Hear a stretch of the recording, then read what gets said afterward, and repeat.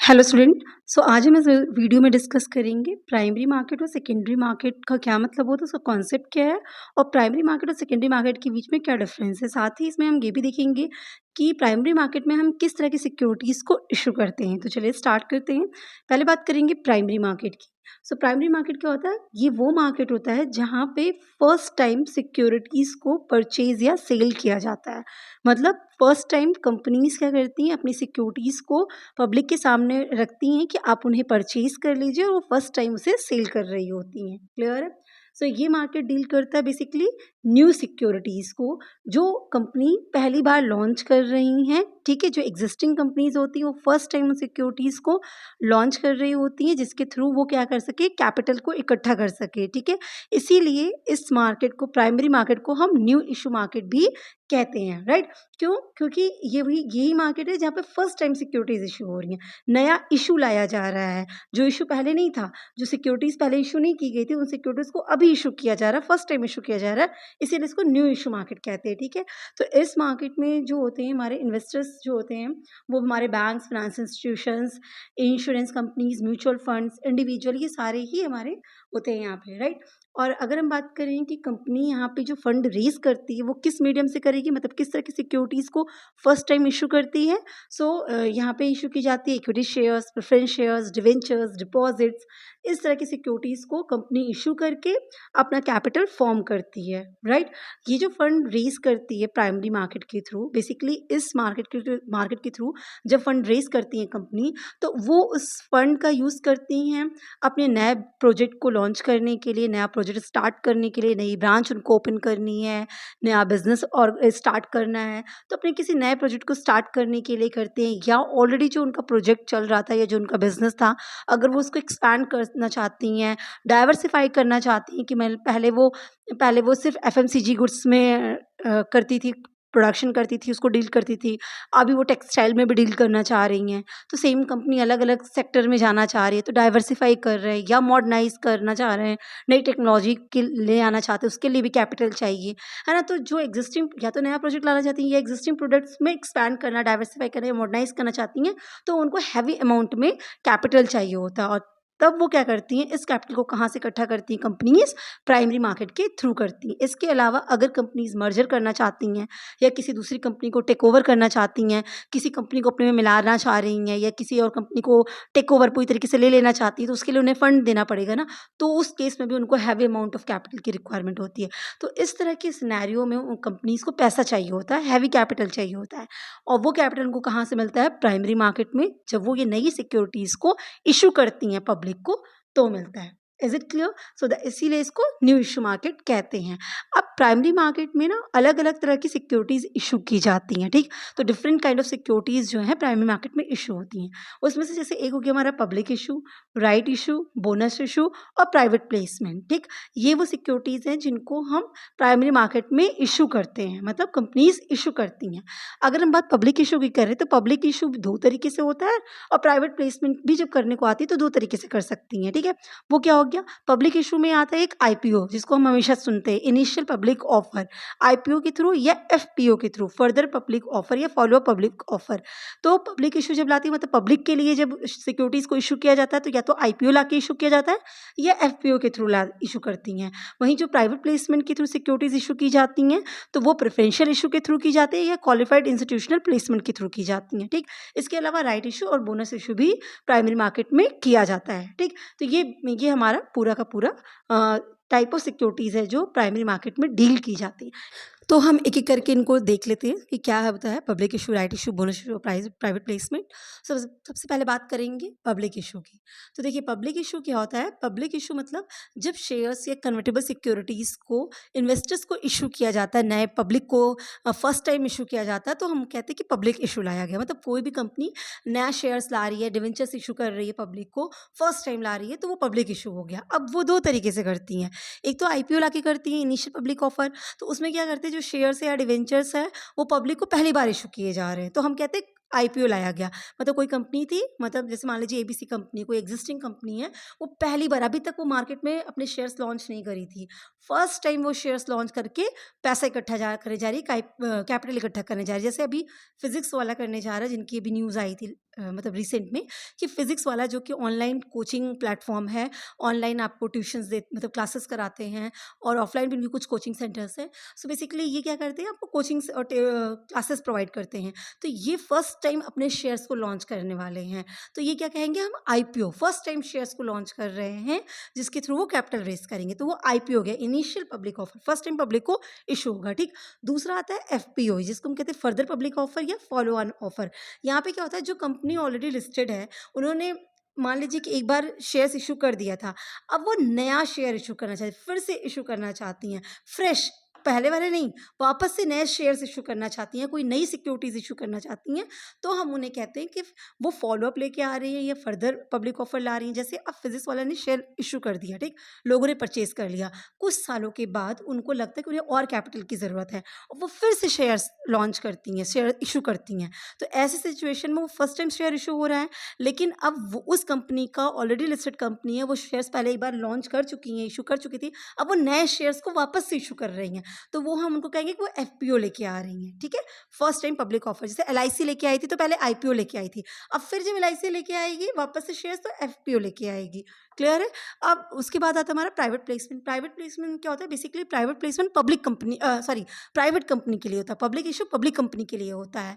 Public company क्या होती है, वो किस पूरे पब्लिक को ऑफर कर सकती है, कोई भी खरीदे, कोई भी, है ना। और प्राइवेट प्लेसमेंट में क्या होता है, जो प्राइवेट कंपनीज होती है उनको ये चीज़ अलाउ नहीं होता है कि वो पब्लिक को अपने शेयर्स लॉन्च करें, तो प्राइवेट प्लेसमेंट करती है ना, प्रेफरेंशियली कुछ लोगों को, अपने रिलेटिव्स या कुछ को शेयर्स अलॉट करती हैं। तो जब शेयर्स इश्यू किए जाते हैं किसी सेलेक्टेड ग्रुप ऑफ पीपल को, जो कि कम से कम 50 हों, मैक्सिमम 200 लोगों, क्योंकि प्राइवेट कंपनी की लिमिट भी यही है ना, मिनिमम 50, मैक्सिमम 200, तो इसी के बीच में वो शेयर्स लॉन्च होते हैं कि कम से कम 50 लोगों को शेयर्स इशू कर दिए जाएँ, या मैक्सिमम 200 लोगों के अंदर ही शेयर्स इशू किए जाएँ।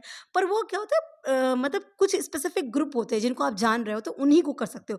आप आम पब्लिक को ऐसे ही पब्लिकली नहीं ला सकते हो, तो हम उसको प्राइवेट प्लेसमेंट कहते हैं। और ऐसा कौन लाता है, प्राइवेट कंपनीज ही कर सकती हैं, क्योंकि उनको एफपीओ लाना या आईपीओ लाना अलाउ नहीं है। पब्लिक कंपनी सिर्फ आईपीओ ला सकती है, प्राइवेट कंपनीज प्राइवेट प्लेसमेंट के थ्रू अपने शेयर्स इशू करके कैपिटल इकट्ठा करती हैं, ठीक है। नेक्स्ट हमारा आता है राइट इशू। देखिए, राइट इशू का मतलब क्या हो गया कि सिक्योरिटीज इशू की जाएंगी, पर जो ये सिक्योरिटीज इशू की जा रही है उनमें राइट दिया जा रहा है, पावर दिया जा रहा है।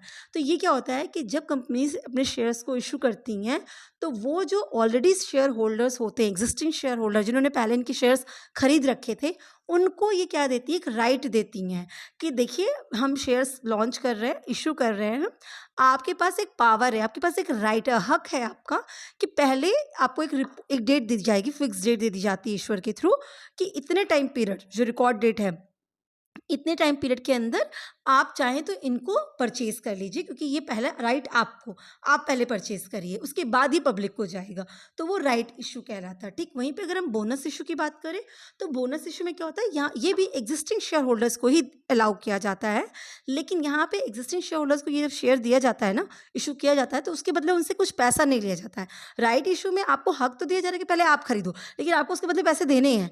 बोनस इशू में आप एग्जिस्टिंग शेयर होल्डर हो, आपको राइट, आपको दिया जा रहा है कि आप ही के लिए लॉन्च किया गया, पर अब आपसे पैसे नहीं लिए जाए, विदाउट एनी कंसिडरेशन, आपसे कुछ लिया नहीं जाएगा, बल्कि आपने पहले जितने शेयर्स होल्ड करके रखे थे, उसी के बेसिस पे आपको नए शेयर्स अलॉट कर दिए जाएंगे, ठीक है। अब आपको उसके बदले कोई पैसे देने की जरूरत नहीं है। तो बेसिकली बोनस इशू के केस में ना कैपिटल फॉर्मेशन नहीं होती है, ठीक है। तो ये हमारा हो गया प्राइमरी मार्केट, जिनके थ्रू आपके सिक्योरिटीज इशू की जाती है, ठीक है। अब ये सब करने के लिए कंपनीज प्रॉस्पेक्टस वगैरह लाती हैं, प्रॉस्पेक्टस वगैरह ला के ही ये सब किया जाता है। तो ऑफर फॉर सेल हो गया, जो जैसे कहा जाता है, तो ये एफपीओ ही हो गया, ठीक है। तो इस तरीके से प्राइमरी मार्केट में सिक्योरिटीज को इशू किया जाता है। अब हम बात करेंगे सेकेंडरी मार्केट की। सेकेंडरी मार्केट में पता है, सेकेंडरी मार्केट वो मार्केट होता है जहाँ पे जब सिक्योरिटीज इशू हो जाती हैं, शेयर परचेज कर लिया जाता है पब्लिक के थ्रू, अब वो पब्लिक चाहे तो उसको सेल परचेज करना चाहे तो वो कहाँ जाएगी, वो सेकेंडरी मार्केट में जाती है। तो सेकेंडरी मार्केट को स्टॉक मार्केट या स्टॉक एक्सचेंज या over the counter OTC market भी कहा जाता है, ठीक है। ये वो मार्केट होता है जहाँ पे एग्जिस्टिंग सिक्योरिटीज को सेल या परचेज किया जाता है। मतलब कंपनी ने शेयर इश्यू कर दिया, ठीक है, कंपनी ने सिक्योरिटीज़ इश्यू कर दी। अब कंपनी सिक्योरिटीज़ इश्यू कर दी, पब्लिक ने परचेज़ कर ली। अब वो शेयर होल्डर बन गए। अब ये जो एग्जिस्टिंग शेयर होल्डर है, उन वो चाहते हैं कि उसको वो सेल कर दे, कि कोई और परचेज़ करना चाहता है, वो कैसे करेगा? अगर जिसने कंपनी का आईपीओ नहीं लिया, एफपीओ नहीं लिया, अब वो बीइंग एन पब्लिक चाहता है कि वो उस कंपनी के शेयर्स खरीद ले, तो वो कहाँ से कर सकता है? या किसी ने पहले खरीद लिया एफपीओ या आईपीओ में, अब वो उसे सेल करना चाहता है, तो कहाँ करे? तो जो एग्जिस्टिंग सिक्योरिटीज़ इश्यू हो चुकी थी, उनको सेल परचेज़ करने के लिए मार्केट जो है, वो है सेकेंडरी मार्केट, ठीक है? ये मार्केट आपको हेल्प करता है, इन्वेस्टर्स को हेल्प करता है कि जो एग्जिस्टिंग इन्वेस्टर्स हैं, अगर वो चाहें तो वो अपने शेयर्स को मतलब सेल ऑफ करके डिसइन्वेस्ट कर सकते हैं। जो पैसा उन्होंने लगाया है, वो उसको रिकवर कर लें। या कोई नया इन्वेस्टर जो चाहता है कि वो कंपनी में पैसे लगाए, तो वो यहाँ पे इस मार्केट में आके उन शेयर्स को परचेज़ करके इन्वेस्टर बन सकता है, राइट? तो ये मार्केट डिसइन्वेस्टमेंट के लिए, इन्वेस्टमेंट के लिए अच्छा प्लेस हो जाता है, ठीक है? यहाँ पे जो सिक्योरिटीज़ ट्रेड होती हैं या क्लियर होके सेटल की जाती हैं कि इन्होंने सेल किया, उन्होंने परचेज़ किया, तो जो सेटलमेंट होता है वो सब किसके बेसिस पे होता है? वो सेबी के, security exchange board of India जो है, उनके जो फ्रेमवर्क्स है उसके बेसिस पे होता है, राइट? तो पूरा सेकेंडरी मार्केट सेबी के हिसाब से चलता है, ठीक है? उन्हीं के रेगुलेटरी फ्रेमवर्क जो है वो सेबी की होती है। अब हम बात करेंगे डिफरेंस की, कि प्राइमरी मार्केट और सेकेंडरी मार्केट के बीच में क्या डिफरेंस है, ठीक है? जब हम बात प्राइमरी मार्केट की करते हैं, तो बेसिकली प्राइमरी मार्केट में क्या होता है कि जो कंपनीज़ होती हैं, वो फर्स्ट टाइम शेयर्स को इशू करती हैं, ठीक है? वो फर्स्ट टाइम कंपनीज़ शेयर्स को इशू करती हैं। एक या तो वो एग्जिस्टिंग कंपनी होती है या नई कंपनी होती है। नई कंपनी आईपीओ लाके अपने शेयर्स को इशू करती है, या एग्जिस्टिंग कंपनी भी एफपीओ वगैरह लाके अपने शेयर्स को इशू करती है। फर्स्ट टाइम सिक्योरिटीज़ को कंपनी के थ्रू सेल किया जाता है, और फर्स्ट टाइम कोई इन्वेस्टर इन सिक्योरिटीज़ को परचेज करता है, राइट? वहीं सेकेंडरी मार्केट की बात करें, तो जो एग्जिस्टिंग सिक्योरिटीज़ होती है, जो एग्जिस्टिंग शेयर्स होते हैं, सिर्फ वो यहाँ पे सेल परचेज होते हैं, ठीक है? जो प्राइमरी मार्केट की बात करें अगर, तो प्राइमरी मार्केट में जो सिक्योरिटीज़ सेल होती हैं ना, वो कंपनी के थ्रू होती हैं, ठीक है? डायरेक्ट इन्वेस्टर्स को होती हैं। वहाँ पे कोई इंटरमीडिएरी नहीं होता, मतलब कोई बीच में नहीं होता है। कंपनीज़ को पैसे चाहिए, कंपनीज़ ने शेयर सेल कर दिया, और पब्लिक ने उसे परचेज़ कर लिया वाया बैंक और फाइनेंशियल इंस्टीट्यूशन, इस तरीके से, राइट? लेकिन यहाँ पे ऐसा नहीं है। यहाँ पे जब शेयर्स परचेज़ किए गए, तो उसका पूरा पैसा कंपनी को मिलेगा। लेकिन अगर सेकेंडरी मार्केट की बात करें, तो यहाँ पे किसी ने पहले परचेज़ कर रखा था, अब वो सेल कर रहा है। तो जब सेल कर रहा है, तो वो पैसा उस पर्सन को मिलेगा, उस इन्वेस्टर को मिलेगा, ना कि कंपनी को मिलेगा, राइट? तो सेकेंडरी मार्केट में जो ओनरशिप है एग्जिस्टिंग सिक्योरिटीज़ की, वो एक्सचेंज होती है, ठीक है, बिटवीन इन्वेस्टर्स, राइट? कंपनी इसमें इन्वॉल्व नहीं होती, कंपनी को पैसा कहीं से भी नहीं जाता। तो प्राइमरी मार्केट में जब शेयर्स परचेज होते हैं या सेल की जाती है कंपनी के थ्रू, तो उससे कंपनी को कैपिटल मिलती है, ठीक है? वो डायरेक्ट कंपनी और इन्वेस्टर के बीच में कहानी होती है। सेकेंडरी मार्केट में कंपनी और इन्वेस्टर के बीच में कोई कहानी नहीं थी, इन्वेस्टर टू इन्वेस्टर होती है। एक इन्वेस्टर था जिसने खरीद रखा था, वो सेल करेगा कोई दूसरा इन्वेस्टर को, राइट? तो यहाँ पे कंपनी को कुछ भी नहीं मिलने वाला, ठीक है। नेक्स्ट बात करें कि जो यहाँ पे फ्लो ऑफ फंड की बात करें, तो यहाँ सेवर्स टू इन्वेस्टर्स होता है। मतलब प्राइमरी मार्केट में कैपिटल फॉर्मेशन होता है ना, कि जो सेवर्स हैं जिनके पास एक्स्ट्रा सरप्लस है, वो कंपनी को पैसे देते हैं, तो यहाँ पे कैपिटल फॉर्मेशन होता है। सेकेंडरी मार्केट में कैपिटल फॉर्मेशन इनडायरेक्ट वे में होता है, राइट? क्योंकि यहाँ पे ना लिक्विडिटी बेसिकली होती है। जिन्होंने परचेज कर रखा है, वो अब वो होल्ड करके बैठे रहे, या उनको चाहिए कैश, तो वो ईजिली जाके इस मार्केट में सेल करके अपना कैश उठा सकते हैं। तो ये लिक्विडिटी प्रोवाइड करता है यहाँ पे सेकेंडरी मार्केट में। तो इनडायरेक्टली कैपिटल का फॉर्मेशन होता है, जो लोग सेल कर रहे हैं, जो जा रहा है, उसकी कंपनी की वैल्यू बढ़ जाती है। मतलब सेल परचेज होता रहता है, तो हाई पे सेल किया जा रहा है, तो कंपनी की वैल्यू बढ़ती है, क्योंकि उनके शेयर्स के प्राइसेस हाई होते हैं। तो इनडायरेक्टली कैपिटल फॉर्मेशन हो रहा होता है। बेसिकली डायरेक्टली कैपिटल कंपनी को नहीं मिल रहा होता, ठीक है? सिर्फ उनके शेयर्स की वैल्यू इंक्रीज होती है सेकेंडरी मार्केट में, ये याद रखिएगा, ठीक है? प्राइमरी मार्केट की अगर बात करें, तो यहाँ पे सिर्फ और सिर्फ सिक्योरिटीज़ की बाइंग होती है, ठीक है? प्राइमरी मार्केट में है कंपनी, जो इन्वेस्टर्स होते हैं, वो प्राइमरी मार्केट में शेयर्स को सेल नहीं करते हैं, कंपनी शेयर्स को सेल करती है। कंपनी जो है शेयर्स को फर्स्ट टाइम सेल कर रही होती है, इन्वेस्टर्स से परचेज कर सकते हैं। इन्वेस्टर्स के पॉइंट ऑफ व्यू से देखिएगा, तो इन्वेस्टर को सिर्फ परचेज का ऑप्शन मिलता है। यहाँ सिर्फ इन्वेस्टर बाय कर सकते हैं प्राइमरी मार्केट में, इन्वेस्टर सोल्ड नहीं कर सकते, ठीक? सेकेंडरी मार्केट में इन्वेस्टर्स परचेज भी कर सकते हैं और सोल्ड भी कर सकते हैं, ठीक है? तो बाइंग एंड सेलिंग दोनों का जो ऑप्शन होता है इन्वेस्टर के लिए, वो सेकेंडरी मार्केट में अवेलेबल है। प्राइमरी मार्केट में इन्वेस्टर सिर्फ परचेज कर सकते हैं, सेल नहीं कर सकते हैं, ठीक है? और सेकेंडरी मार्केट में जो ये परचेज या सेल दोनों कर सकते हैं इन्वेस्टर, वो किसके थ्रू कर सकते हैं? स्टॉक एक्सचेंज में कर सकते हैं, राइट? फिर नेक्स्ट अगर डिफरेंस की बात करें तो जो प्राइमरी मार्केट में होता है वहाँ पे जो शेयर्स की प्राइस डिसाइड होती है वो कंपनी के मैनेजमेंट के थ्रू होती है कि कंपनी कितने रुपए पे अपने आईपीओ ला रही है, एफपीओ ला रही है, किस रेट पे इशू कर रही है अपने शेयर्स को, वो कंपनी की मैनेजमेंट डिसाइड करेगी। पर सेकेंडरी मार्केट में वो शेयर्स किस प्राइस पे सेल होगा या किस प्राइस पे परचेज किया जाएगा, ये डिपेंड करता है उस कंपनी के शेयर्स की डिमांड एंड सप्लाई पे, राइट। तो इसीलिए मैंने कहा कि इनडायरेक्टली कैपिटल फॉर्मेशन होता है, क्योंकि अगर कंपनी की किसी कंपनी के शेयर्स की बहुत डिमांड है तो उसकी प्राइस हाई होगी। जिस इन्वेस्टर के पास उसके शेयर्स हैं और बहुत सारे लोग खरीदने वाले हैं, तो वो इन्वेस्टर सोचेगा अगर इतने सारे इस शेयर्स को खरीदा जा रहा है तो इसको हम अपने मन से चाहे जितने रेट में बेचें। तो वो ना डिमांड एंड सप्लाई पे उसकी प्राइस फिक्स हो जाती है, ठीक है। ज़्यादा डिमांड है तो उस शेयर्स की प्राइस इंक्रीज हो जाती है, जब शेयर की प्राइस इंक्रीज होगी तो कंपनी की वैल्यू इंक्रीज हो जाती है। Is it clear? तो सेकेंडरी मार्केट के थ्रू क्या होता है, कंपनी के शेयर्स की वैल्यू इंक्रीज होती है। हाँ, क्लियर है। अब नेक्स्ट अगर बात करें तो प्राइमरी मार्केट के लिए कोई फिक्स ज्योग्राफिकल लोकेशन नहीं होता कि यही वो प्लेस है जहाँ पे कंपनी अपने शेयर्स ला रही है तो आप जाके खरीद लीजिए। कोई ज्योग्राफिकल फिक्स्ड फिजिकल लोकेशन नहीं होता। पर सेकेंडरी मार्केट में एक स्पेसिफाइड प्लेस लोकेटेड है जहाँ पे ये डील, जैसे BSE NSE आप स्टॉक एक्सचेंज सुन रहे होते हैं, सो वहाँ पे आपका ये डील होता है। सो आई होप आपको क्लियर हुआ होगा कि प्राइमरी मार्केट और सेकेंडरी मार्केट क्या होता है। Wish you all the best. Thank you so much.